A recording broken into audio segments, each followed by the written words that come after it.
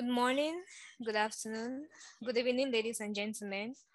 I am Raisa Lingwa, Communications Manager for the Foretia Foundation, welcoming you to this special webinar organized by the CAFO Policy Institute of the Denis and Lenora Foretia Foundation. Today, we are hosting this very special webinar featuring experts and analysts from the CAFO Policy Institute who will be examining the security situation in the Sahel as Mali and her allies decide to pull out of Mali. I have the great honor to present to us today's moderator, who is no other than Dr. Delma Stafak. Dr. Delma Stafak, who is a senior policy analyst at the Governance and Democracy Division of the CAFO Policy Institute. Dr. Delmas, you're welcome and thank you for joining us as a moderator today. Dear participants, before I hand over the floor to Dr. Delmas, who will be introducing to us today's panelists, I would just like to remind us to use the chat box to drop in our questions and contributions in the course of this webinar. And if you'd like to give in your contributions, if you'd like to come online, kindly use the raise your hand icon and you'll be given the floor to speak during the question and answer session. Dr. Delmas, you now have the floor. Thank you, Vanessa, for giving me the floor. Good morning, good afternoon, everyone. We are gathered today for this webinar on the withdrawal of the French and European forces from Mali. Since January 2013, France launched a military operation to stop the Islamist offensive from toppling the Malian government and capturing northern Mali. The operation, codenamed Operation Serval, ended and was replaced by the Operation Barkhane. Since few months after the coup that overthrown Ibrahim Boubacar Keïta, relationship between the two countries, Mali and France, have turned cold. France and her allies have thus decided to pull out of Mali. It is again this framework that we are organizing this webinar today. So we are there to examine the security situation in the Sahel and France after France decided to withdraw from the region. To discuss this issue today, we have invited three panelists from the Denis and Lenora Foretia Foundation. First, we have Mr. Francis Tazoacha, Director of the Peace and Security Division at the CAFO Policy Institute of the Denis and Lenora Foretia Foundation. Welcome. Thank you very much, Dr. Demas. Notre deuxième invité de cet après-midi est Vanessa Aboudi. Vanessa est assistante de recherche à la division Gouvernance et Démocratie du CAFO Policy Institute de la Fondation Denis and Lenora Foretia. Vanessa, bienvenue. Merci, Dr. Delmas. Le troisième intervenant de cet après-midi n'est autre personne que le Dr. Steve Tameton, qui est le chef de division, c'est-à-dire le directeur adjoint de la division Démocratie et Gouvernance du CAFO Policy Institute de la Fondation Denis and Lenora Foretia. Merci à tout le monde d'être venu. Merci aux participants qui sont en ligne. Nous allons directement droit au but en étudiant le contexte du retrait du Mali de la France et des forces européennes. Je commence avec vous, Vanessa Aboudi, sur cette question préliminaire. Quelles sont les raisons du retrait des forces françaises et européennes du Mali? Merci, Dr. Delmas, pour cette question. Pour apporter des réponses à cette question, je vais partir sur une double approche, c'est-à-dire en précisant les raisons des deux camps, parce que chaque camp avance ses raisons. Je vais commencer par le camp français.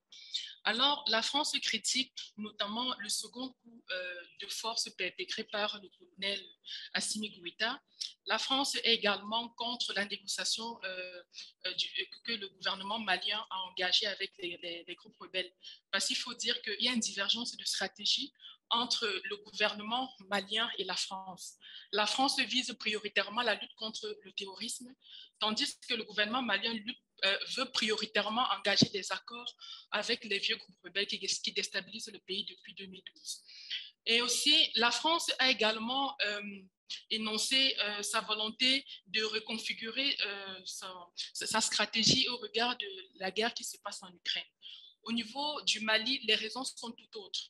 Les autorités maliennes parlent principalement des manquements répétés sur les accords de défense, dont elles accusent les autorités françaises d'avoir brisé les accords de défense entrepris depuis 2014.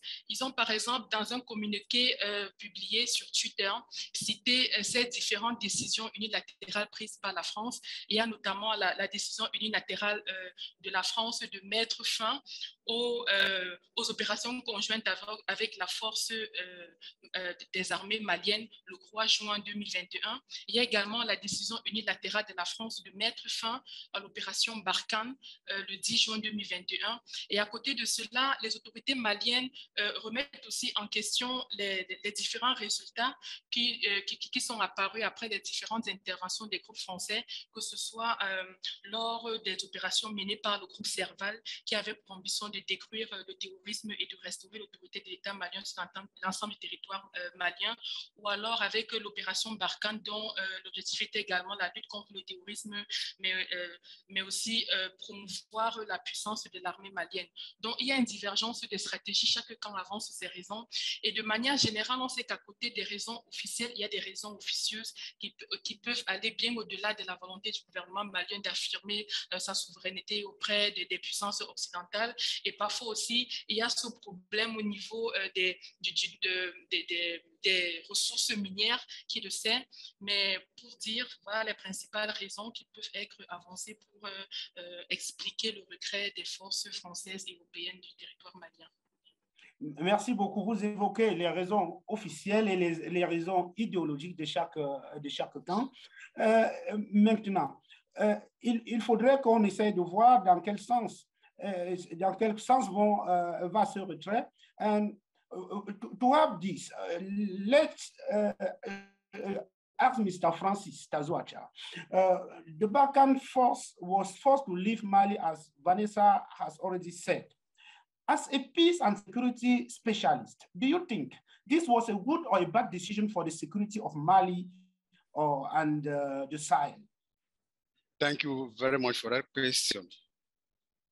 The question is to me ambivalent.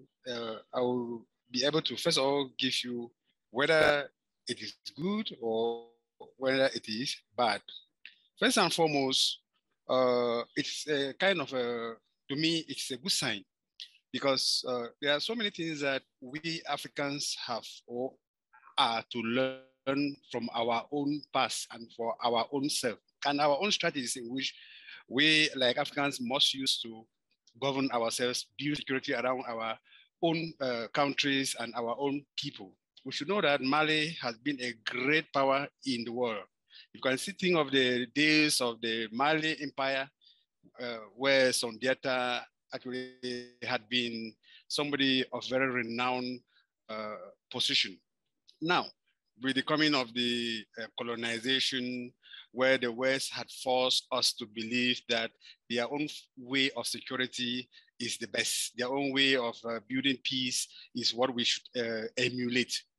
But from what actually has happened to Mali, I would say that it's a plus. To me, it's a good sign for security purposes. Problems like that of Mali must not be solved through a military approach. Now, it is going to take some of us who believe in resolving conflicts through military means, that is not the most important way in which we should do that to solve problems. Because jumping into a problem, try to force people through your military might and to believing that you will be able to solve the problem, that is this problem of Mali, is giving us a kind of a signal that it is not only through military that we can solve a problem. This is not only for the Malians, it is also for the Africans who believe so much that when France dictates, all will be well. Secondly, I'm Africa should also learn to handle their challenges by their own selves and through their own way. The African Union had around 2013 came up with a slogan that African problems to, or African solutions to African problems. Yeah. In that same 2013, when the insurgency was approaching from the north, the Malian government, because of their dependency on their colonial master, ran to France to beckon for help. Their failure in this sense, it was that they should have first and foremost tried to dialogue with their brothers from the north. The mystery that we all used to believe that the white man carries has now been demystified, because France, after having spent about 8-9 years in the Sahel or in Mali, is proving that problems in Africa should be handled by Africans themselves. And that is one of the things that I give a plus to the African Union for having come up with that slogan, that problems that actually emanate from Africa should be handled by the Africans. The third issue here is talking about Mali being a sovereign nation. Sovereign nation means that you have the opportunity, you have the power, you have the means to handle your problem if you consider yourself as a sovereign nation. Do not call yourself a sovereign nation behind. And when they are in front, in conferences, when there is a small problem in your own home, you run to go and call for assistance from somewhere. I think this will always now try to tell some of these dictators in Africa that the time has come to pass where you look for trouble in your country and you run and call for French assistance or from your colonial master or Mr. assistance to come and support you. That is one of the lessons that we should learn. Therefore, we must be able to build our own independence and rely on that independence to live in our own countries. Again, tells us that the withdrawal, as Vanessa earlier said, is a negative or has a negative impact on the French, because they had not been able to succeed for the number of years they were there, yet the insurgency keeps on coming. Now, if the jihadists from the north who had been perpetrating for secession can be able to defeat France, it means that that French invincibility that they have always been, and our neo-colonialists have always used to frighten the normal man, instead of using the normal traditional approach to solve problems, has been demystified. So what is most important is it tells us that when there is a problem, we sit down like brothers and sisters, go to the root causes of the problem, solve it amicably, and build a consensus for a better Africa, for a better Mali, for a better Sahel. On the other hand, it is bad because France actually just sat on one of the moments and then decided that we were pulling out. And their pulling out is going to create what we call power vacuum, because the Malians, before Assimi Goïta, who took over and then saw the lapses and so on, and the Malians themselves already tired of the French presence in Mali, and French departure has left a vacuum, which I think, and as other pundits are thinking, will take a longer time for them to mend up those things. So if the insurgency keeps on continuing, we shouldn't say the Goïta maybe has failed. It is because of that vacuum. Another problem is European countries. We have all been dependent to European countries from military aid, from financial, from humanitarian, and all those things. Because Mali might have disgraced France in her country, other partners or allies of Mali, or sorry, of France, would not want to accept aid or financial resources, humanitarian resources to Mali and the Sahel country, because they have not been able to respect their presence. We got your point. And now, I think you said firstly that this is a very good decision for Mali and for the sovereignty of African countries. And Yes. you may say in some other side, it may be a bad decision for the security of Mali. Okay, let's continue with another point on this, the withdrawal of these forces from Mali. And I will ask this question to Dr. Steve Tameton. Cher Dr. Steve, toujours dans le même sens, la France a soupçonné la présence des forces paramilitaires russes au Mali. Et c'est l'une des raisons que la France a annoncé pour justifier son retrait du Mali et peut-être du Sahel, même si on sait qu'ils vont se repositionner peut-être au Niger. La France a soupçonné la présence des forces paramilitaires russes. Pensez-vous que la présence de cette force paramilitaire peut résoudre le problème de la paix et de la sécurité dans le pays après le départ de la France et de ses alliés? Est-ce qu'on m'entend mieux maintenant? Oui, ça va. Alors, sans doute, c'était un problème avec mon casque. Alors, je disais qu'avant de se prononcer de manière directe sur la présence russe dans le Sahel ou bien au Mali, il faut bien comprendre le contexte d'intervention des forces russes dans cette partie du continent africain. Alors, le Sahel représente cette bande d'eau qui sépare la partie sud et la partie nord de l'Afrique et fait aujourd'hui le lit d'un ensemble de forces terroristes, djihadistes, partagés entre les grands groupes rebelles que nous connaissons, les groupes terroristes mondiaux que sont Al-Qaïda et l'État islamique. Et l'ensemble de ces groupes qui foisonnent dans cette partie, donc dans cette bande sahélienne, ont prépillé avec le démantèlement de la Libye et l'assassinat du colonel Kadhafi. À partir de ce moment, les groupes rebelles et djihadistes qui étaient encastrés ou alors qui étaient suffisamment maîtrisés au niveau de l'Algérie ont progressivement trouvé dans cette zone sahélienne une base arrière.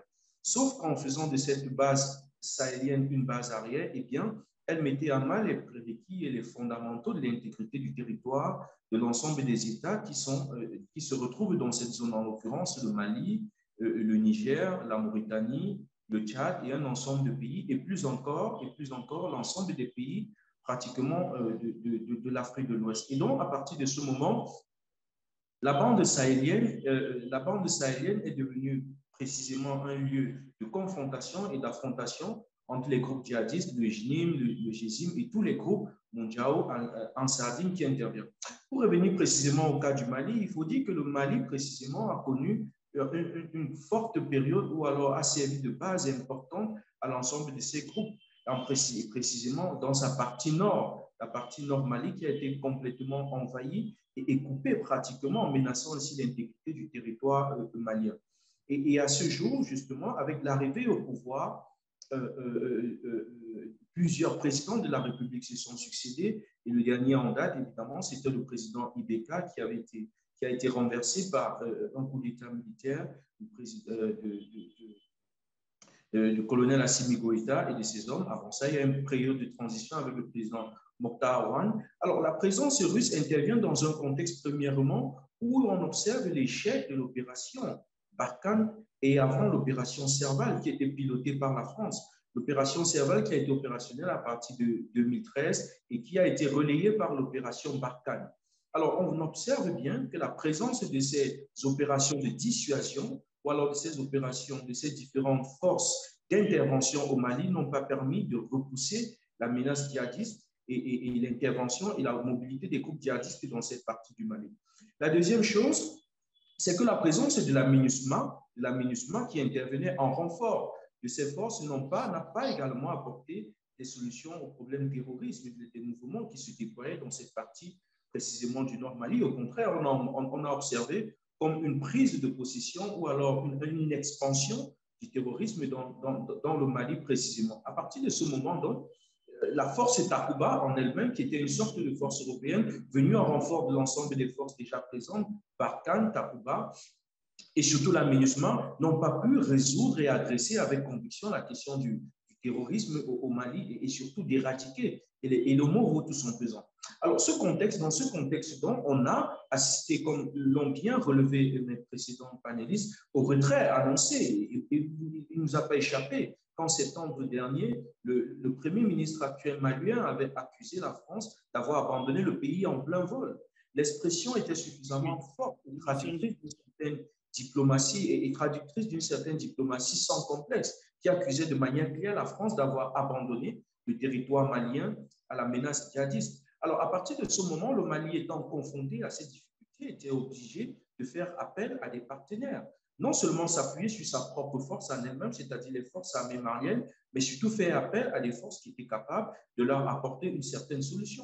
Cela fait partie évidemment d'une manifestation de la souveraineté d'un État, mais surtout de la capacité d'un État à diversifier son partenariat. Et on comprend donc toute la littérature et surtout tout le discours qui est mobilisé aujourd'hui autour des forces russes, que l'on qualifie de mercenaires, parce que tout est également dans les éléments de langage. Vous avez parlé de forces paramilitaires. Ailleurs, on parle de mercenaires. Mais toujours est-il que le gouvernement mali considère simplement qu'il s'agit d'une coopération entre la Russie et son Mali dans le but d'adresser avec efficacité la question du terrorisme. À partir de ce moment, on comprend bien que la présence russe permet de démanteler dans l'hégémonie des puissances occidentales qui, pendant longtemps, ont contrôlé ou alors ont régné en maître ou alors se sont positionnés comme des forces capables d'adresser la question du terrorisme avec faiblesse.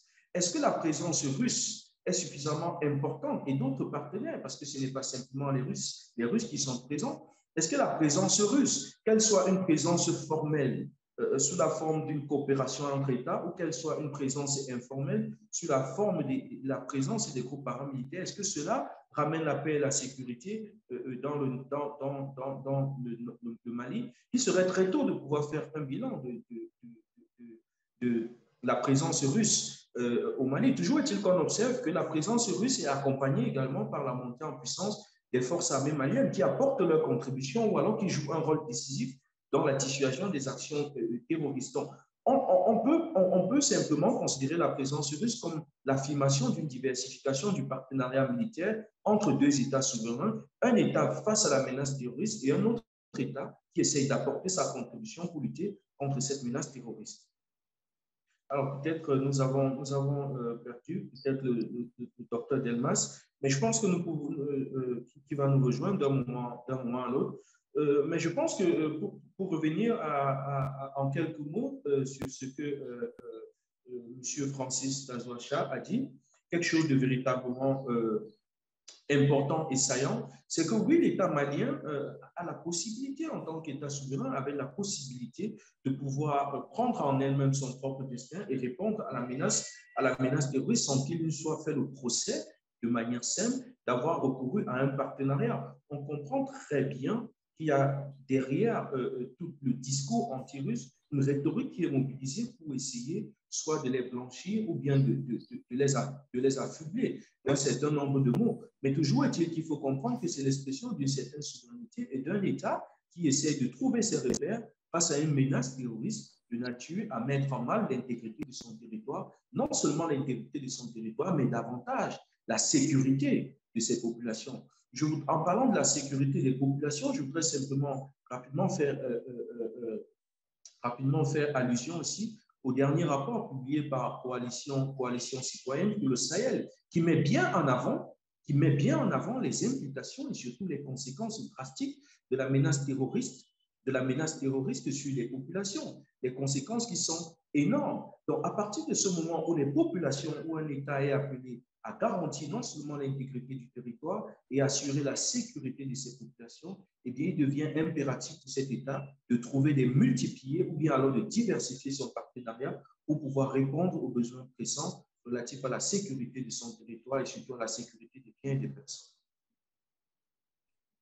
OK. Merci beaucoup, Dr. Steve, pour tous ces éclairages. Je crois que c'est très intéressant d'étudier la genèse de ce qui a amené les forces russes dans ce pays. Maintenant, je vais passer à autre chose. Non, pas autre chose, je continue dans ce même domaine de la présence des forces russes. Je vais poser la question à Vanessa Aboudi. Les forces russes dont parlait le docteur Steve sont accusées de violation des droits de l'homme au Mali. Et la MINUSMA est confrontée à des difficultés pour mener des missions de contrôle sur le terrain parce qu'elle se dit bloquée par les autorités maliennes qui ne donnent pas l'autorisation d'aller faire le fact-checking mission. Pensez-vous que cela puisse entraver le travail de lutte contre le terrorisme dans la région? Okay, merci pour votre question. Pour rappel, la mission des Nations Unies au Mali a justement pour objectif la restauration de la sécurité et de l'autorité de l'État sur l'ensemble du territoire malien, ce qui implique la protection des biens et des personnes. Et naturellement, si les forces maliennes interviennent régulièrement sur leur chemin, cela peut entraver la mission de la MINUSMA. Mais par ailleurs, on peut aussi se poser la question de savoir est-ce que véritablement ça peut impacter la mission de la MINUSMA parce que c'est quand même une organisation qui existe depuis 2013 et depuis 2014-2015, les Maliens disent percevoir comme une sorte de chute libre ou alors une détérioration progressive de la sécurité civile. Et ce qui remet fondamentalement en question l'intervention de ces différentes organisations occidentales. Alors, on ne peut pas véritablement accuser l'intervention malienne comme étant un frein à l'action de la MINUSMA, d'autant plus que le Mali reste un État souverain qui ne peut véritablement pas abandonner ces opérations sans contrôle. Il faut maintenir le contrôle. Comme on dit généralement, les États n'ont pas d'amis et n'ont que des intérêts. Donc, pour ma part, au regard du bilan même de la MINUSMA depuis 2013, au regard de ces résultats mitigés que les Maliens déplorent régulièrement, je ne pense pas que les actions des forces maliennes puissent véritablement entraver celles de la MINUSMA sur le territoire national malien. Merci. Vous pensez que ça ne peut pas entraver le travail de lutte contre le terrorisme malgré ces différentes bon, le travail de lutte contre le terrorisme, il faut dire que la MINUSMA n'est pas à proprement parler là pour lutter contre le terrorisme. Sa mission principale, c'est assurer la sécurité des civils, la sécurité du personnel des Nations Unies. Elle n'a pas une force offensive comme Barkhane et Takuba. Donc, dire que ça va... Peut-être ça aura un impact sur la sécurisation des civils, mais sur pour la lutte contre le terrorisme, ça englobe autre chose, notamment le départ de Barkhane et de Takuba du territoire malien. OK, merci. Après avoir étudié tous ces préalables de la sortie du Mali, des forces françaises du Mali, allons maintenant interroger les implications directes de ce retrait. Okay, I will start with Mr. Francis, and I would like to ask, can the Malian military do the job of securing the country after the withdrawal of Barkhane? Okay, if he's not online, I can go to the next panelist to ask a question that is linked to that one. Je reviens donc au docteur Steve pour lui poser cette question sur l'implication du retrait des forces françaises et européennes du territoire malien. Les Nations Unies viennent de renouveler le mandat de la MINUSMA pour 1 an. Et nous savons que les forces françaises, Barkhane, aidaient la mission des Nations Unies avec sa logistique militaire.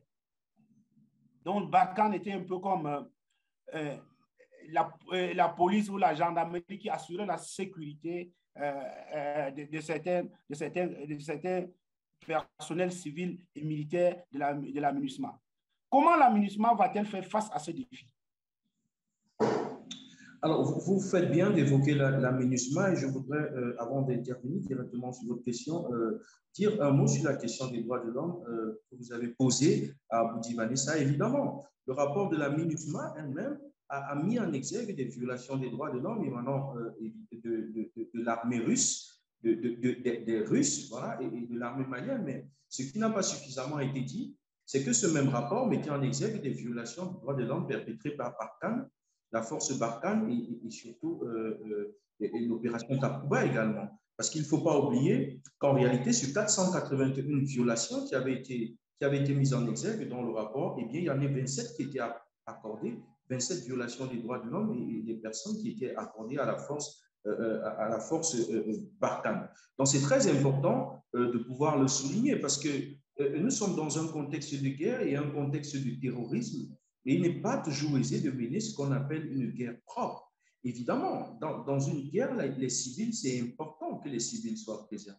Les civils doivent être préservés en toute chose dans la guerre. Mais en réalité, il est toujours difficile de faire la part entre la présence des civils et les terroristes, parce que, comme vous savez bien, la guerre terroriste est par essence une guerre asymétrique, où l'adversaire ou bien l'ennemi se cache parmi les civils pour pouvoir être débusqué. Donc, sur la question des droits de l'homme, je voulais vraiment faire cette précision pour comprendre en réalité que le mal-être n'est pas simplement vis-à-vis de l'armée malienne ou bien de la présence russe, mais également les forces françaises qui avaient également été mises en jeu. Alors, évidemment, le retrait, comme on l'a appris il y a quelques jours encore, du retrait de la force Takuba du Sahel, qui suit évidemment la sortie de Barkhane, bien que vous l'avez dit vous-même, va se redéployer dans un pays, est en train de se redéployer dans un pays comme le Mali. Évidemment, la MINUSMA était soutenue dans son action par Barkhane, à travers la couverture aérienne que procurait la France. On peut bien comprendre, et c'est l'une des ambiguïtés de la présence de la MINUSMA au Mali.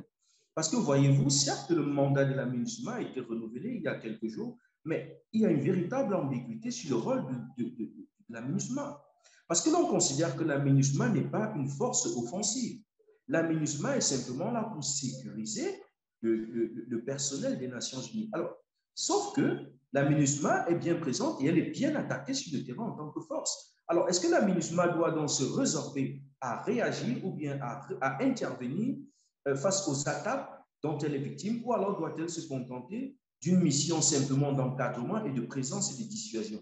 Là est toute l'ambiguïté, parce que contrairement aux forces Takuba et aux forces Barkhane, en réalité qui avaient une vocation offensive et aller chercher l'ennemi, eh bien la MINUSMA, elle est complètement démantelée et démembrée. Et maintenant que la force Barkhane n'est plus là, elle qui assurait la couverture aérienne et permettait à la MINUSMA d'avoir une vue totale sur la sécurité et l'intégrité du pays, évidemment. On peut parier qu'elle sera fortement diminuée. Vous pouvez donc comprendre pourquoi il est aisé de comprendre facilement pourquoi le renouvellement du mandat de la MINUSMA a été controversé. On a bien vu la passe d'armes entre le ministre des Affaires étrangères Abdoulaye Diop du Mali et le représentant de la France et surtout des Nations Unies. On a bien vu la passe d'armes entre ces deux diplomates où le Mali disait simplement que c'est à elle de décider de la présence et des conditions, des modalités de la présence de la MINUSMA. Elle-même plaidait en réalité pour le retrait de ses forces totalement de la MINUSMA, de son territoire. Mais on voit bien en réalité toute la controverse. Il s'en dégage une seule chose, c'est que le Mali a décidé de prendre son destin en main et de mettre en échec toutes les autres forces qu'elle considère comme des forces parasitaires, qu'il s'agisse de la force Barkhane, qu'il s'agisse de la force Takuba, qu'il s'agisse également de la MINUSMA. Et cela est la résultante en réalité de l'avènement d'un leadership nouveau au Mali, parce que c'est un facteur fondamental qu'il faut comprendre. Il y a un leadership nouveau qui est arrivé avec une nouvelle philosophie, une nouvelle idéologie autour de la lutte contre le terrorisme qui consiste à diversifier son partenariat et à démanteler, comme je l'ai dit, l'hégémonie ou alors à diversifier ou alors à revoir le partenariat qui semblait être sédimenté entre ce qu'on appelait avec les partenaires classiques. Aujourd'hui, il faut donc étendre aujourd'hui le champ du partenariat parce que la menace également, elle est grande. À partir de ce moment, donc, on comprend toute la controverse autour de la MINUSMA parce que le gouvernement ou bien le leadership politique au Mali ne cache plus aujourd'hui son animosité, s'il faut utiliser l'expression, ou pour être plus modéré, sa réticence vis-à-vis des forces avec lesquelles elle ne peut directement dialoguer, parce qu'en réalité, ce qui ne se dit pas, c'est que le gouvernement malien semble considérer derrière la MINUSMA des forces avec lesquelles fondamentalement elle n'a pas envie d'avoir des relations, en l'occurrence la France. Merci beaucoup pour ces développements. Now, I think Mr. Francis is there now. I would like to come back to the question I asked earlier to Mr. Francis. Can the Malian military do the job of securing the country after the withdrawal of Barkhane? What do you think? Thank you very much, Dr. Dermas. I'm sorry for not having been connected because of internet problems, and thank you again for that question. I think a nation state is a nation state or called a nation state when it has the ability to manage and protect its people. What has spoiled us most in Africa is because of the dependence on our colonial masters for our own sovereignty. I earlier said when you asked me the first question, and behind, we can also have problems in foreign, you call them your colleagues or whatever they call them. Mali is determined. If Goïta and his government and the Malians were fed up with the French, it meant that they had that determination to bolster and maintain the security of their country. If you follow the RFE, immediately after the French declared that they were going, 3/4 of the Malians from the all walks of life were happy that the French were not there to protect them. The French were there to exploit them. The French were there to hit those in the north and those in the south, so that as they fight, take away their precious uranium that is dotted everywhere in Mali. But as French has left, I would say it's a very short moment where power vacuum is left, or military vacuum is left, because the whole of the area was controlled by the French. Before the Malians actually reorganize themselves to put forward, it will take some time, but I am very much sure that Mali will be able to conquer. I have said war must not be through the use of arsenals. It could actually be through dialogue, diplomacy, and maybe the jihadis were not fighting those in the south because they want to gain independence. Some people say they had a hidden agenda that was being perpetrated by some other hidden forces that I will not want to mention here. But if they have left, I think the most important thing that I will call to the Malians and to the Northerners and the other Sahel countries is for them to have a kind of reconciliation. I think today you heard on radio, television, how Blaise Compaoré is coming back to Burkina Faso so that they can reconcile. This is what we Africans should put in our minds, because it's said in English that when two, or it's a proverb, African proverb, that when two brothers fight, a stranger takes away the booties. So I am very much sure that Mali would be able to stand on their feet and fight this. So, but the only worry I have in mind is that the repercussion or ramifications for their sending away the French and these allies from Mali will take a very long time, because we had been too dependent on their assistance in one way or the other. But resilience will take its course. Thank you very much. Thank you, Mr. Francis, for that insightful comment. And now we are still, we will stay at the level of MINUSMA and the implication of this withdrawal of France and its allies from Mali.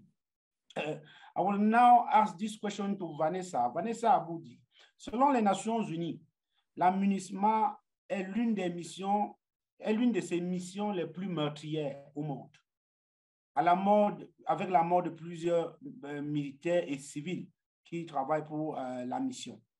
Le retrait de Barkhane ne va-t-il pas augmenter le nombre de ces meurtres, puisque nous savons que, comme on l'a mentionné un peu plus haut, c'était l'une des institutions en charge de la sécurité du personnel de la mission. Je crois que c'était même l'un des grands débats lors du renouvellement de la mission, du mandat de la MINUSMA. Et pas plus tard que cette semaine, il y a des casques bleus égyptiens de la MINUSMA qui ont été attaqués, il y a eu des morts, et l'ONU a fait une sortie pour condamner cela. La sortie de Barkhane ne va-t-elle pas augmenter le nombre de meurtres des travailleurs de la MINUSMA au Mali? Effectivement, comme vous le dites si bien, Barkhane avait, entre autres, mission d'assurer la sécurité du personnel de l'ONU. Et quand je parle du personnel de l'ONU, je pense à ces plus de 12 000 militaires, plus de 2 000 policiers, plus de 1 000 civils déployés à travers le territoire national malien. Et donc, le retrait de Barkhane peut effectivement être problématique pour la MINUSMA, parce que comme le docteur Steve l'a relevé tout à l'heure, le Barkhane assurait une couverture aérienne, mais en dehors de cette couverture aérienne, Barkhane était en quelque sorte, si je peux le dire, le gendarme de la MINUSMA, parce que, étant donné que dans son contrat, la MINUSMA n'a pas vocation à entrer en conflit avec les groupes rebelles, c'est Barkhane qui venait en arrière-plan pour repousser le danger. Donc, le retrait de Barkhane peut véritablement constituer une problématique pour la sécurité du personnel des Nations Unies. Et surtout que la MINUSMA mène ses activités principalement dans les zones maliennes les plus dangereuses, je pense, entre autres à Tombouctou, à Kidal, à Gao, pour essayer de dissuader les groupes rebelles et repousser la menace. Et c'est Barkhane qui était toujours là en arrière-plan pour mener l'offensive militaire. Donc, mais tantôt aussi, sur le plan pratique, il y a cette ambiguïté que le docteur Steve relevait aussi tantôt sur la mission de la MINUSMA, qui peut justement être utilisée par la MINUSMA pour essayer de se repositionner, pour essayer de s'adapter dans un nouveau contexte et pourquoi pas intégrer dans ses rangs une nouvelle force, étant donné que Barkhane n'est plus là. Il y a les mercenaires russes. On ne sait pas, et peut-être reconstituer aussi une coopération avec les forces armées maliennes. Oh, okay, merci beaucoup. Mr. Francis, let me come to you again. Now we can assess the medium-term impact. We just assessed the right implication, the immediate implication of this withdrawal. Now, what are the main changes that can occur in the country and the region in terms of peace and security after this withdrawal? Okay, thank you, Dr. Demas. I think there will be enormous changes that are going to occur. Let me begin first with the negative ones. One, as I said, Mali, the Sahel, as well as other African countries have been so reliant to the West. When France and its allies withdrew from Mali, remember that not long after that, the German Minister of Foreign Affairs went to Mali and was like telling the Malians to not have any dealings with the Russians, which means therefore that their presence in Mali was not just for fighting the jihadists, but they had a secondary aim. And if he could muster that courage to come to Mali to say that, it means that other corporations like humanitarian cooperation, military cooperation, and so on, because we do not make guns in Africa. We only use guns in Africa against our brothers. These weapons or this aid from the West, which actually comes more because we have been moved to the level of where we become beggars. It will not be there. And as a result, we'll have a lot of problems concerning what we call human security. Human security in what sense? The economy, health, livelihood, and many other things will be grounded for the meantime. And I'm sure that at the long run, there is going to be a kind of resilience. Then another problem which I will also say is that the jihadis may take an opportunity upon themselves, excuse me, that the French who actually was fighting against them because they were very active on the ground, fighting against them, are no longer there. So therefore, it's going to boost their courage to fight to the end for what they have been doing. On the other hand, the advantages which will come to change is that the Sahel countries and Mali will actually come to form a common platform which they will be able to deal. They may also be able not to use the barrel of the gun to solve this problem, but be able, like Africans, to look at the root cause of what had been that has resulted to the problems, the ramifications in which we're having today. What I'm saying, therefore, is that the Sahel countries, Mali, will form a common front and look for a better solution to end this ongoing jihadist, separatist fights, which is not only in Mali, it has actually degenerated to other Sahel countries. And again, we will look at where, yes, please. Yes, we are getting you. Yeah, so with all these things, you find that the unity amongst the Malians and amongst the Sahel countries will be stronger. That actually will be a bond in which they will be able to solve the problems. And I earlier said dialogue or negotiation should be the only way out to solve the problems in Mali. Thank you. Okay, thank you. Let's stay on the medium-term impact of this withdrawal. Vanessa, quelle est selon vous la voie à suivre pour la sécurité du Mali et du Sahel en termes de contre-terrorisme après le départ des forces françaises et européennes? Ok, merci pour votre question. La voie à suivre par le Mali, je pense que les autorités maliennes gagneraient à privilégier une solution nationale plutôt qu'une solution internationale qui jusqu'ici est faite de contrariété et beaucoup d'insuffisance. Le Mali a beau clamer son indépendance, sa souveraineté, parce que après le départ de la France, on a accusé le Mali d'abandonner, comme un partisan disait tout à l'heure, on a accusé le Mali d'abandonner sa souveraineté aux Russes, mais le gouvernement malien reste ferme, à savoir, il dit que personne, aucun État ne lui imposera les décisions qu'il prendra pour son territoire ou alors ne lui imposera la stratégie à suivre. Bon, d'un autre côté, il y a aussi l'accord de l'Algérie qui est toujours en suspens, l'accord de 2015 qui avait permis de signer un accord de paix entre le gouvernement malien et le mouvement Azawad qui est toujours en suspens. Pour ma part, je pense que le Mali gagnerait vraiment à privilégier à revenir peut-être sur cet accord-là, peut-être sans toutefois mettre l'Algérie au centre, mais s'asseoir véritablement avec les groupes rebelles parce que ils savent, le Mali sait mieux que personne, sait mieux que ses différents partenaires ce qui ne va pas avec ces différents groupes rebelles. Et aussi, il y a un problème au niveau de la faiblesse des institutions, il y a le problème de la malgouvernance et de la corruption qui revient et qui revient toujours, et la mise sur pied d'un accord national et partant la réforme de ces institutions là, et pourquoi pas une véritable redistribution des ressources, une véritable redistribution du pouvoir pourrait véritablement aider à la résolution de la crise au Mali. Et aussi, pourquoi une solution nationale encore? Parce que changer de partenaire, ça ne suffit pas. Je pense pour ma part que ce n'est pas le partenaire qui fait défaut. Ce n'est pas parce que la France s'est retirée du Mali et que la Russie est arrivée que la crise va se résoudre. Plus qu'un changement de partenaire, il faut un changement de stratégie. Et c'est à l'intérieur de cette stratégie que le gouvernement malien doit privilégier une résolution nationale du conflit et ne pas permettre une inclusion externe, fût-elle africaine ou occidentale. OK, merci. Je vais maintenant me retourner vers le docteur Steve en une minute pour qu'il nous dise quelle est la voie à suivre maintenant en termes de contre-terrorisme après le départ des forces européennes. Merci infiniment, Dr Delmas. J'ai pensé à un moment que j'avais été censuré.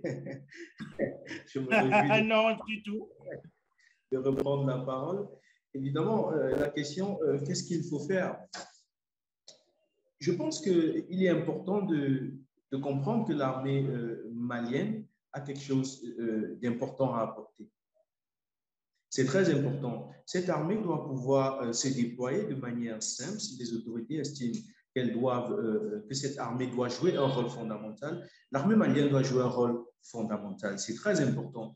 Mais l'armée malienne doit également composer avec les autres forces en présence. Ce n'est peut-être pas la force française, c'est peut-être également avec la force russe, mais c'est davantage également avec les forces africaines. On peut simplement déplorer que par exemple, dans ce contexte de mise en commun des forces, qu'une force, par exemple, comme le G5 Sahel soit aujourd'hui pratiquement démantelé, que le G5 Sahel soit menacé. Il ne nous a pas échappé que le ministre nigérien a déclaré que le G5 Sahel était pratiquement mort. On peut également se sentir gêné de voir qu'une force d'unification, par exemple, comme l'initiative de Dakar, ne semble pas prendre aujourd'hui face à la menace terroriste. Parce que ce qu'il faut bien observer, c'est que c'est le Mali, mais en réalité, la question du terrorisme n'est pas simplement malienne, elle est aujourd'hui sahélienne, elle va même au-delà. On a bien vu que des États comme le Togo sont aujourd'hui touchés, on a bien vu que des États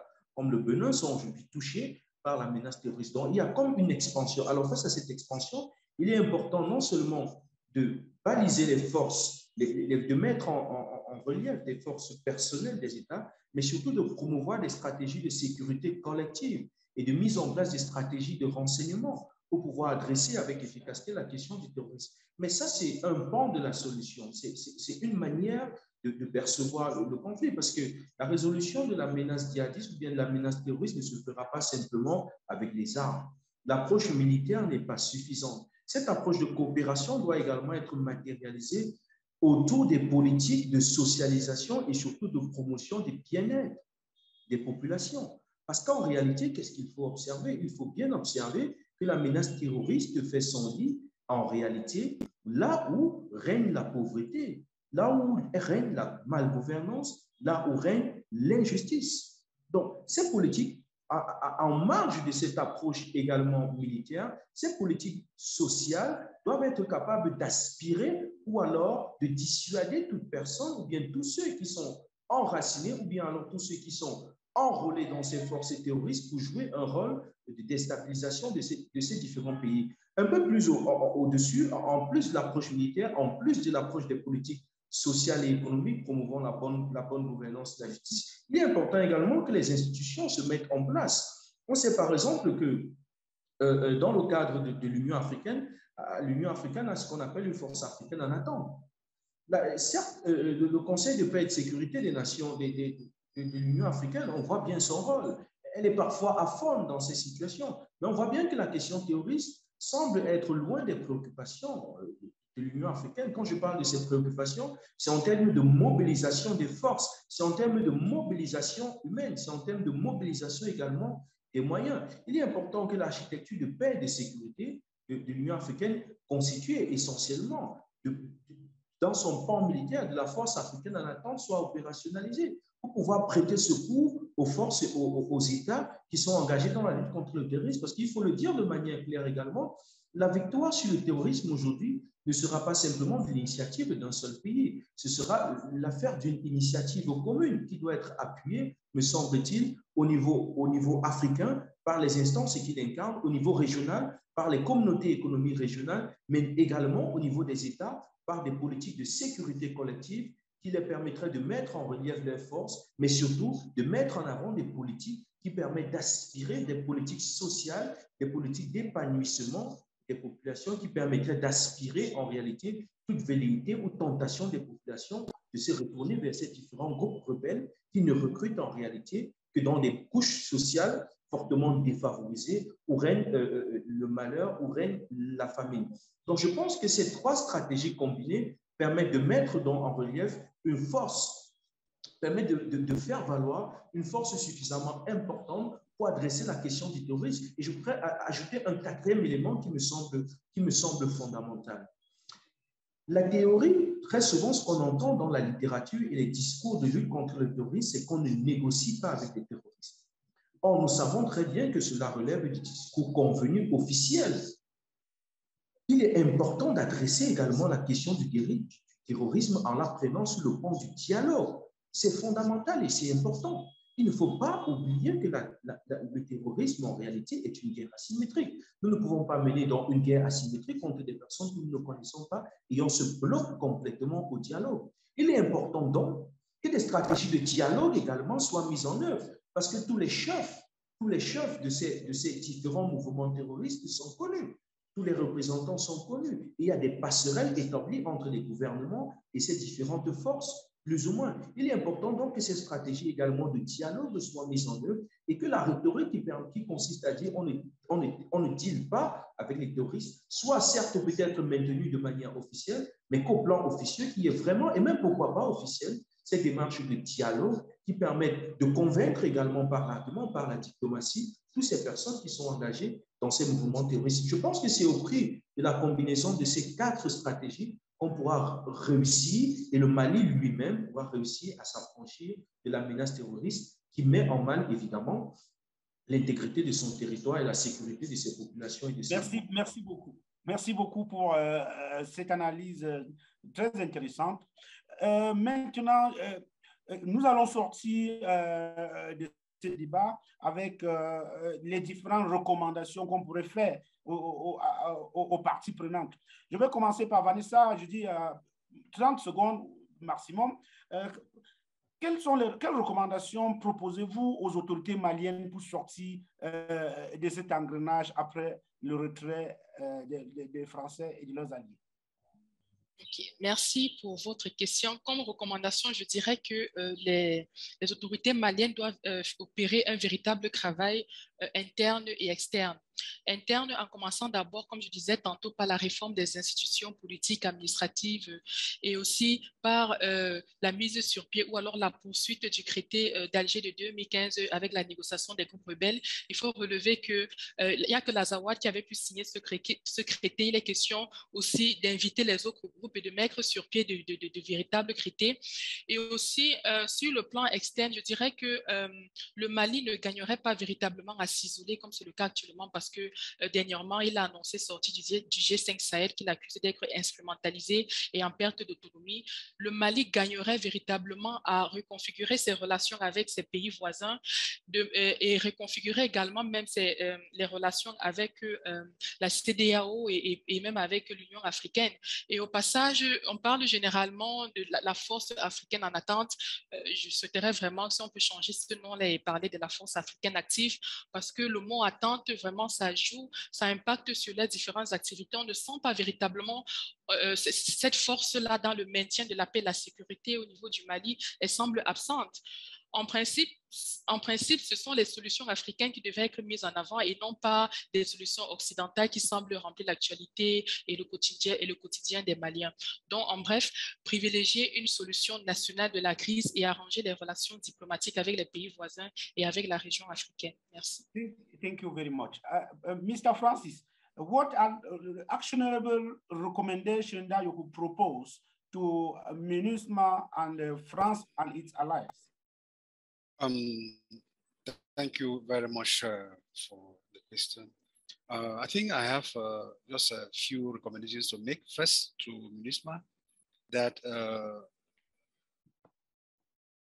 any country has the responsibility to take care of its citizens. So MINUSMA should try as much as possible, since it is under the United Nations ambits, to try to encourage national reconciliation and dialogue. Secondly, the force should not be there as a dividing force, but as a force that would bring unity amongst the Malians, because most often their role, not actually to maintain peace, maintaining peace requires that you can come in with issues of mediation, because it is not, as I earlier said, and I will keep on saying, that peace will not come to Mali and the Sahel through the barrel of the gun. It is through dialogue, as every one of us here have been talking about. So they should also try to encourage the ECOWAS not to give punitive sanctions, because it's not going to solve a problem, but to try to see how they can regroup themselves and make Mali a veritable country. Because if the problems in Mali goes beyond that frontiers of Mali, it is consequently going to affect the neighboring countries. And they should also try to encourage Malians to take in place good or democratic governance, so that every country should, or the country itself should enjoy the new, or call the democratic governance dispensation that everyone is yearning for. OK. Je me tourne maintenant vers le docteur Steve pour poser la même question, mais en ce qui concerne les organisations humanitaires. Il y a plusieurs organisations humanitaires qui opèrent au Mali. Comment est-ce que ces organisations doivent se comporter après le départ de la mission Barkhane et des alliés européens?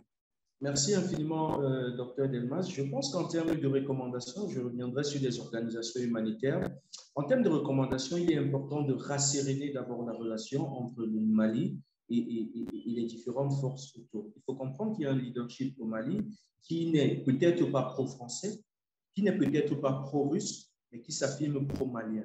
Qu'est-ce que je veux par là dire? Je veux dire qu'il est important de respecter la souveraineté du Mali et ses choix dans la défense du terrorisme.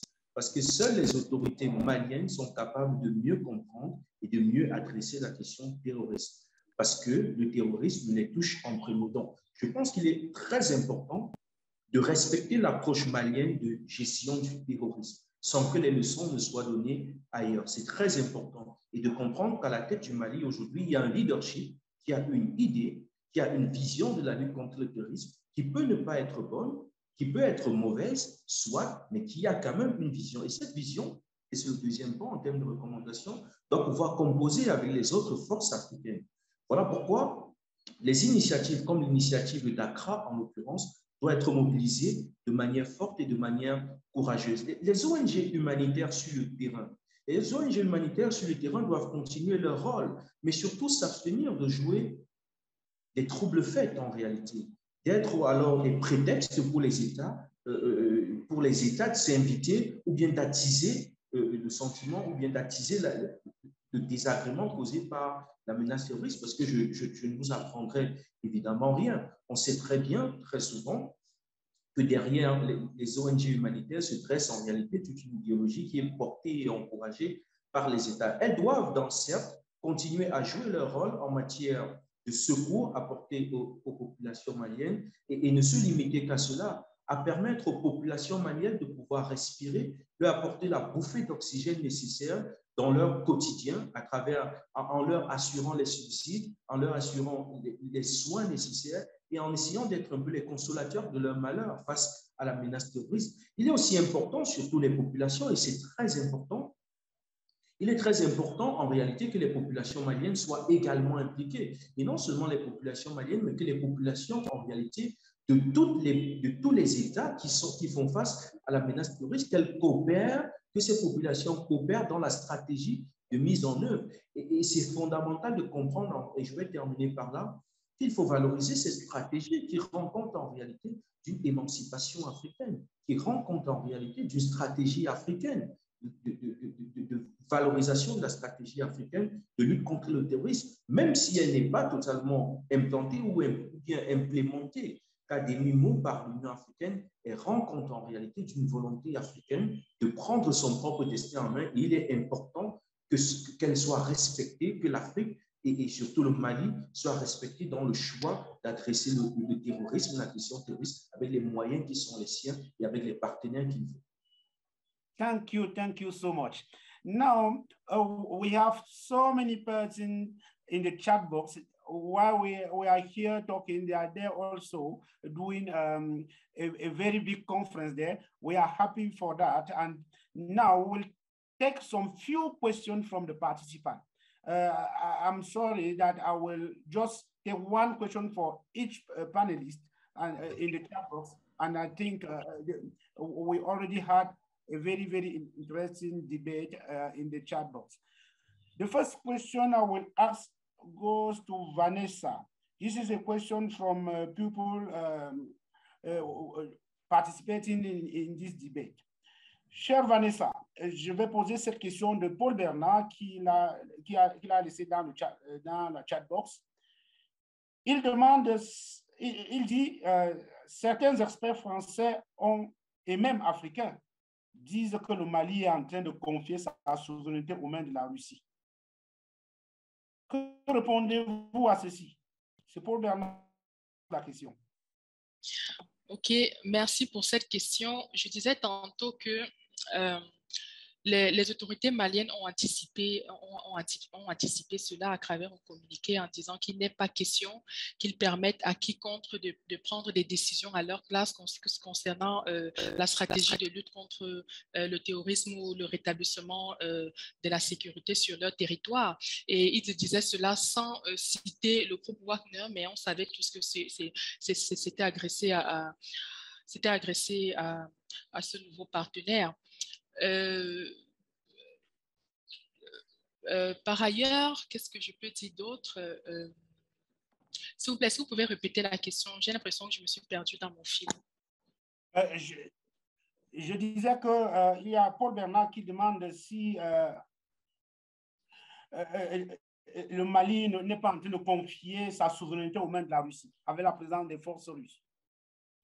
OK. En dehors de ce premier argument-là, je pense aussi que le fait que le Mali deal avec la Russie, c'est aussi une stratégie pour, je dirais, énerver l'Occident, parce qu'on sait très bien que les relations sont également tendues entre Paris et Moscou. Donc, tout cela demeure une stratégie et je ne pense pas que ce sera, c'est une façon pour le Mali d'abandonner sa souveraineté entre les mains de la Russie. Je pense juste que le Mali fait davantage comment dire, confiance à la stratégie de la Russie. On a notamment vu l'intervention de la Russie en RCA, où les coups d'État et l'instabilité étaient tout à fait permanents, mais avec l'arrivée de la Russie, on a observé une certaine accalmie, bien qu'on observe également des changements depuis le début de la guerre en Ukraine et donc le changement des priorités sécuritaires de la Russie. Donc, ça demeure une stratégie bien pensée par le Mali, non seulement pour faire face à l'Occident, mais aussi pour sauvegarder et démontrer sa souveraineté contre la France, qui, comme Bertrand Badi le disait au cours d'une interview, qui se prend comme une superpuissance, une puissance qui a l'obsession du rang, qui pense que les différents problèmes sécuritaires et autres qui se passent en Afrique doivent être résolus par son propre fait. Donc, c'est aussi une façon de briser cet impérialisme français et de montrer à la France qu'avec le processus de la globalisation et à l'intervention de nouveaux acteurs, et qui dit intervention de nouveaux acteurs, dit la possibilité de développer de nouveaux accords de sécurité, de nouvelles coopérations. Et c'est quelque chose que la France ne parvient pas toujours à assimiler. Okay, thank you. Let us go with Mr. Francis with this question from our participant online. The question is that, Mr. Francis, do you think the current dictatorship, that I'm quoting his words, do you think the current dictatorship in Mali will be capable of reducing sectarian dynamics that have been responsible for widespread violence, or Malian peace will be guaranteed through an established democratic regime that will ensure equal participation of all segments of the Malian society? Thank you for the question. The person who did ask the question, thank you. I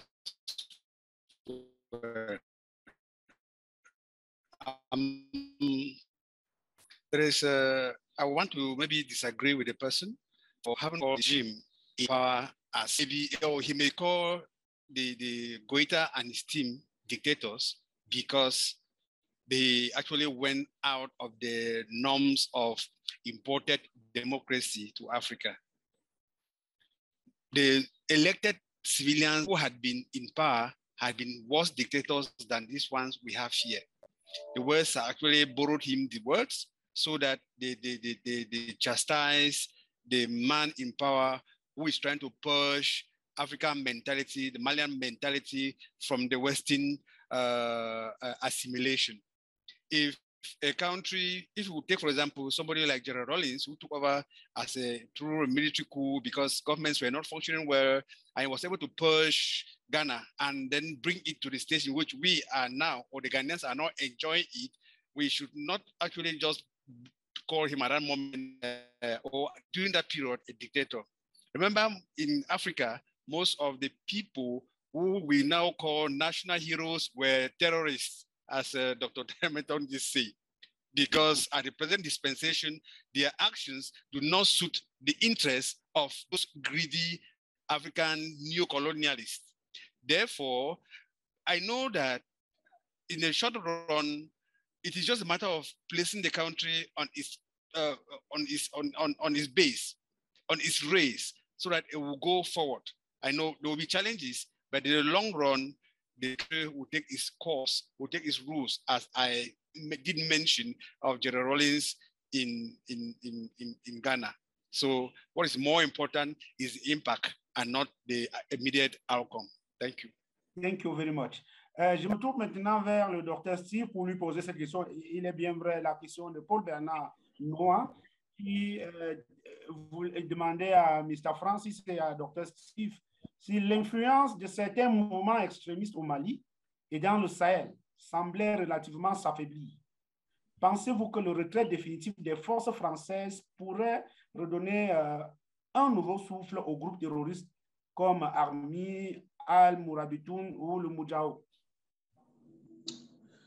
Oui, on pourrait le penser parce que lorsqu'on a en mémoire la dernière tuerie de 132 morts des combattants de la Katina de Massina, de Amadou Koufa, dans les communes de Diala, Sarou et de Ségué, récemment le 23 juin, on peut se dire que oui, il y a eu une explosion un peu de la présence de la menace terroriste. Quand on se souvient également des attaques de Moura, du 27 au 31 mars 2022, on peut présumer, on peut se dire en réalité que la menace terroriste, elle tendra à prendre de l'envol. Mais évidemment, il ne faut pas s'attendre à des succès militaires immédiats venant de la présence malienne ou bien de la présence russe.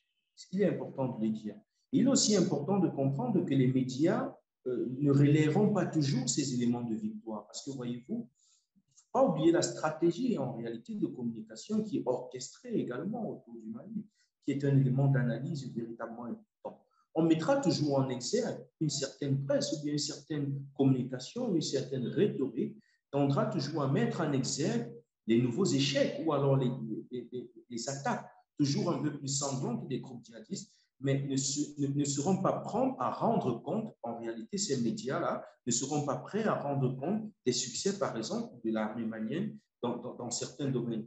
Donc, c'est vrai, c'est important. Vous savez bien qu'il y a toute une idéologie, un courant de pensée qui estime que la présence française, en réalité, a simplement contribué à décupler la présence des terroristes et surtout à étendre la menace terroriste sur le territoire malien. C'est un courant de pensée. Or, la France officielle, les Français étaient là, les forces françaises étaient là pour combattre et apporter leur soutien à la lutte contre le terrorisme. Maintenant qu'elles ne sont plus là, je pense que le retrait de la France est très récent. Le retrait de la force Takuba, il y a quelques jours seulement. Laissons le temps, on aura le temps d'apprécier, mais j'ai la faiblesse de penser que l'armée malienne sera à la hauteur du défi de la lutte contre le terrorisme avec les forces qui sont les siennes, avec les alliés qui sont les siens et surtout avec la synergie d'action qu'elle mettra en avant avec les forces africaines et surtout les autres pays africains engagés dans le terrorisme. Nous ne pouvons pas lier le salut, évidemment, d'un État comme le Mali ou bien de tout autre État sous la menace terroriste au soutien d'un autre État étranger ou bien d'une puissance étrangère. Je pense qu'il est essentiel pour les États africains aujourd'hui et surtout pour le Mali en l'occurrence, qui essaie de tracer la voie, de montrer le sillon d'une certaine affirmation, d'une certaine indépendance et d'une certaine liberté de pensée qui permet aujourd'hui de dire que l'Afrique et surtout le Mali peut apporter sa pierre et peut apporter sa propre stratégie, faire valoir sa propre stratégie dans la lutte contre le terrorisme et surtout réduire la capacité de nuisance ou alors complètement, pourquoi pas, éradiquer ces groupes terroristes. OK. Merci beaucoup. Je pense qu'on va évoluer. Et on ne pourra pas poser des questions qui sont dans la chat box aujourd'hui, mais je pense que le débat est très intéressant dans cette. Now we are heading to the end of this webinar, and I would like to ask each panelist to say a last word, the closing remark from each panelist. I will start with Vanessa. Votre dernier mot, Vanessa. comme dernier mot, je dirais qu'il faut que les autorités maliennes puissent renouer avec les pays voisins, notamment dans le cadre du G5. Ce sera véritablement profitable pour la lutte contre le djihadisme. Donc, je pense que c'est mon dernier mot. Merci beaucoup. Mr. Francis, your last word about this insightful webinar on the withdrawal of French forces from Mali. Yes, thank you very much. My last word is that, as it is said, no country is an island. Mali should work hand in glove with the neighbors to consolidate their unity like Africans and resolve their conflicts peacefully and not through the barrel of the gun. Okay. Dr. Steve? C'est vrai que je serais un peu plus tenté de donner la parole parce que je vois il y a des gens qui lèvent la main. Je serais peut-être tenté de laisser peut-être mon tour de conclusion et de recommandation à une ou deux personnes qui voudraient apporter des contributions au débat. C'est à vous, monsieur le modérateur, d'en juger. Il lève la main, mais moi, je ne suis pas en train de les voir, mais je demandais à la technique de faire ce que je vois, ceux qui ont levé la main. Alors, peut-être ils sont désormais. De conclure. Alors, je crois qu'il y a peut-être M. Mbonjo, que je vois, qui lève la main. M. Mbonjo, si vous permettez, M. le modérateur. Dr. Delmas, we have Flo Bonjo's hand who is up. Mr. Flo Bonjo, you have the floor. Kindly unmute your mic. Is Flo Bonjo with us? Bonjour à tout le monde. OK, je suis entièrement satisfait de ce webinaire, de cet exposé qui a été fait sur la question de la sécurité, la situation sécuritaire au Mali avec les mouvements de la France. J'aurais voulu avoir plus de temps pour en discuter avec vous, mais malheureusement, le temps est parti. Moi, je vais vous demander, étant donné les aléas matériels et les intérêts matériels qu'on connaît à la France pour l'Afrique en général, l'Afrique francophone et ses anciennes colonies en particulier, quand on regarde la reconfiguration des rapports diplomatiques de l'Afrique avec et la France et la Russie et la Chine, est-ce que vous pensez vraiment et véritablement que la France pourrait partir du Mali? Je laisse la parole à panéliste. Docteur? Merci infiniment, Dr. Delmas. Alors, est-ce que la France pourrait partir du Mali? Je ne sais pas s'il faut apporter une réponse positive ou négative. Toujours est-il que la présence française au Mali rend compte d'une certaine coopération entre les États. Il est évident qu'aucun État ne peut vivre en vase clos. Le plus important, c'est de définir les conditions et les modalités de cette coopération. Sauf qu'à présent, en ce moment où on se trouve, eh bien, il est évident que cette coopération, cette relation de coopération, de diplomatie entre le Mali et la France n'est pas au beau fixe. Les relations sont des plus exécrables, non seulement avec la France, mais entre le Mali et un ensemble d'États européens aujourd'hui. Est-ce que la France peut définitivement partir? Il appartiendra évidemment au Mali d'en décider. Il appartiendra également aussi à la France de décider elle-même de partir du Mali ou bien de rester. Mais seulement les modalités de cette présence ou bien de ce départ doivent être définies. Au-delà des rapports diplomatiques, il faut bien observer que derrière ces rapports, il y a également des rapports commerciaux, des rapports économiques qui sont très importants.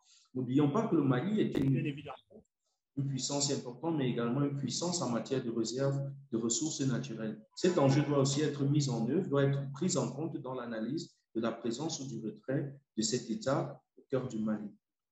OK, merci beaucoup. Je crois que c'était le dernier mot des panélistes de cet après-midi. Je vais dire merci à tous ceux qui nous ont en ligne et merci à nos trois experts de la maison. Nous avons démontré qu'on peut organiser un débat interne comme celui-ci parce que nous avons l'habitude d'inviter des sommeliers qui viennent d'ailleurs. Institut est un think tank qui regorge des chercheurs de renom. Merci pour ces différents commentaires et analyses sur cette question. Sur ce, je vais dire au revoir à tout le monde. Mais avant de partir, je demanderai aux différents participants en ligne de toujours liker nos différentes pages des réseaux sociaux et surtout visiter nos sites internet carrefour.org. Vous allez retrouver beaucoup d'informations et sur ce que nous faisons, et cela est très important. Et rendez-vous la semaine prochaine, rendez-vous la prochaine fois pour un nouveau débat. Au revoir.